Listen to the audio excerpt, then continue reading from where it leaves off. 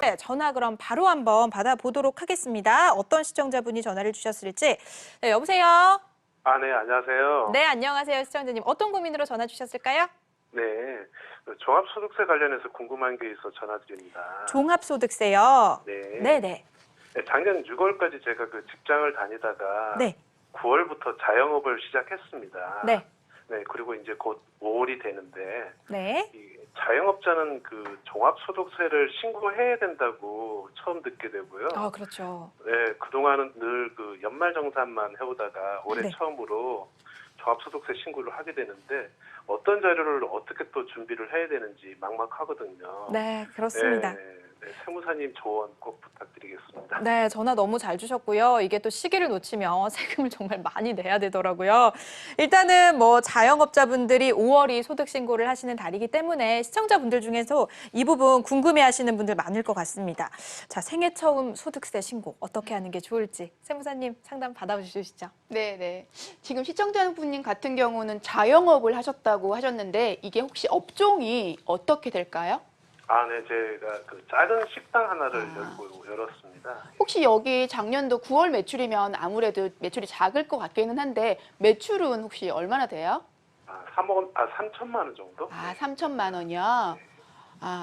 일단은 사업을 처음 시작하셨으면 종소세 신고뿐만이 아니라 다양한 세금이 맞물려 있어가지고 고민이 굉장히 많이 되실 텐데 특히나 지금 사연자분, 시청자분 같은 경우는 직장을 다니셨기 때문에 이거에 대해서는 근로소득을 계속 부담을 하셨을 거예요. 흔히 우리가 아는 연말정산이라는 걸 통해서 가볍게 신고를 하고 끝내셨을 텐데 사업이라는 걸 하게 되면은 사실 5월 달에 종소세 신고를 해야 돼요. 연말정산도 종소세 신고를 하는 게 맞는데 너무 복잡하니까 연말정산을 2월에 한 번 하고 끝내는 거고요. 이때는 5월 달에 신고를 하셔야 되는데 시청자분 같은 경우는 얘도 있고 얘도 있어서 두 개를 한 번에 5월 달에 신고를 하셔야 돼요. 연말정산도 하시고 이후에 5월에 사업소득에 대해서 신고도 하셔야 되는데 금액이 지금 3천 정도라고 말씀을 하셨기 때문에 19년도 기준으로 3천만 원이면 3,600만 원이 안 되기 때문에 그 신고를 할 때 우리가 보통 기장신고라든지 추계신고라든지 이거 두 개 중에서 선택을 할 수가 있어요.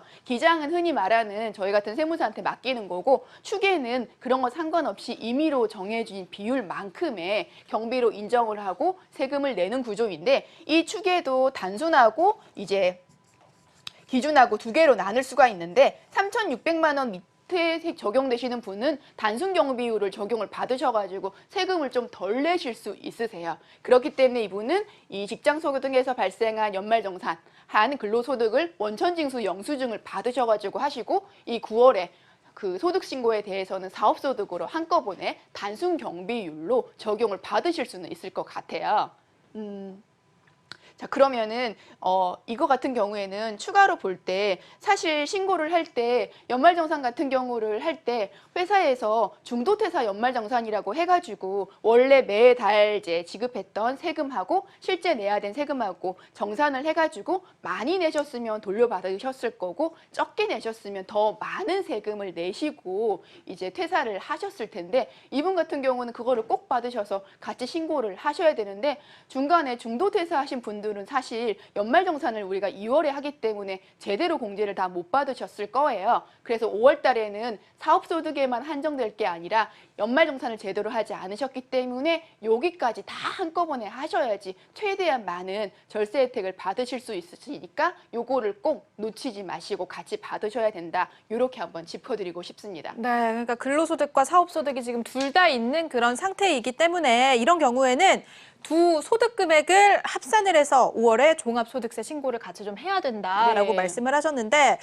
그러면은 이 소득 금액이라는 게 연봉을 말하는 게 아니네요, 그렇죠? 그렇죠. 네. 사실 소득 금액이라고 하면 우리 흔히 직장인들은 뭐 연봉 얼마 이렇게 얘기를 하잖아요. 네. 근데 그 연봉이 세금을 매길 때는 근로소득 공제를 뺀 근로소득 금액을 가지고 하는 거고 사업도 우리 매출이 아까 이 3천만 원 정도라고 말씀을 하셨는데 이거에 대해서 다 세금을 내는 거 아니고 네. 사업과 관련해서 식당이었으면은 사실 뭐 식자재도 들어갔을 거고 인건비, 임차료 막 이런 거 들어갔잖아요. 다 빼고 난 이후에 소득 금액을 합산해서 세금을 내시니까 생각보다는 적게 내실 거예요. 그러네요. 이 부분 사업소득은 매출에서 사업 관련된 경비를 빼고 나서 신고를 하면 된다. 그 소득을 말하는 것이다 라고 얘기를 하셨는데 자 그렇다면 만약에 사업소득이 많아서 3,600만 원이 넘어간다 네네. 라고 하는 경우에는 정산 방식이 또 달라지는 걸까요? 사실 예, 그렇죠. 이 추계라는 방법이 단순하고 기준하고 둘 중에 하나를 나눠서 적용을 하는데 네. 사실 단순은 매출이 워낙에 작기 때문에 경비율이 높아요. 그 말은 이익은 조금에 대해서 세금을 적게 낸다는 얘기인데 기준 경비율은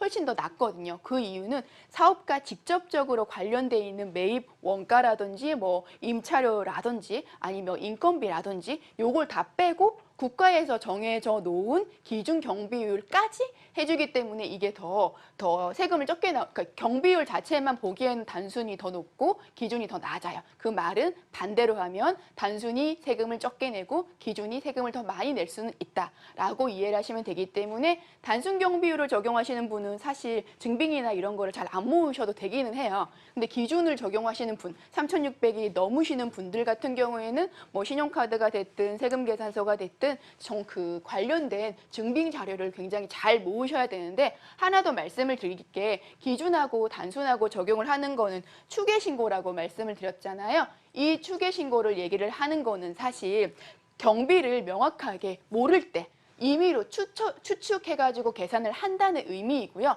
사실 사업 초반에는 굉장히 많은 비용들이 들어갈 거예요. 간혹 단순 경비율로 하는 것보다는 실제 경비를 더 많이 쓰신 분들이 있어요. 그런 분들 같은 경우는 기장을 하는 게 훨씬 좋은 이유가 추계는 그 해의 비용을 많이 썼음에도 불구하고 그 다음에 추계로 들어가면 인정을 해주지 않지만 기장을 하신 분들에 한해서는 경비를 많이 쓰면은 이 경비가 그 다음 연도에 이익이 많이 나면 전년도에 썼던 경비까지 감안을 해가지고 다음 연도 이익이 났을 때 세금을 많이 줄여줄 수가 있어요. 이렇게 기장을 하는 거랑 추계는 그 정도 차이이기 때문에 각자의 성향에 따라서 잘 판단을 하시게 되면 절세를 좀 더 유리하게 하실 수 있으실 것 같고요. 네, 이렇게 좀 저희가 정리를 해드렸습니다.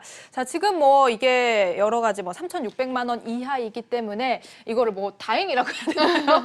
일단은 네. 뭐 크게 세금을 내시진 않아도 될 것 같은데 이거 기억하시고 신고를 좀 하시면 좋을 것 같고요. 추가로 좀 내가 좀 더 자세하게 상담 받아보고 싶다라고 하시면 지금 좀 1:1 상담 신청을 해주셔도 좋을 것 같습니다.